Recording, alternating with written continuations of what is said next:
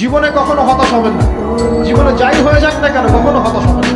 মনে রাখবেন আল্লাহ আপনার রব, আল্লাহ আপনার সাথে আছেন ইনশাআল্লাহ। এই সমাজ আপনাকে যেভাবে শেখায়, কিভাবে শেখায়, এই যে স্কুল, কলেজ, ইউনিভার্সিটি, চাকরি, বিয়ে, সন্তান প্রতিপালন আর তার ইন্না লিল্লাহি ওয়া ইন্না ইলাইহি রাজিউন, এই তো শেখায় নাকি? সবসময় মনে রাখবেন যে আল্লাহ রাব্বুল আলামিনের পরিকল্পনাই আপনার উপরে সবচেয়ে বেশি অগ্রাধিকার যোগ্য, সমাজের পরিকল্পনা নয়। পরিবার আপনাকে চাপ দিচ্ছে, চাকরি পাস না, পড়াশোনা করিস না, হ্যাঁ পড়াশোনায় কেন তুই 80 নাম্বার পাইলি না, কেন চান্স পেলি না, কবে চাকরি পাবি, কবে আমাদেরকে দেখবি, খাওয়াবি, পড়াবি, এই যে চাপগুলো চারপাশ থেকে আসে কিনা?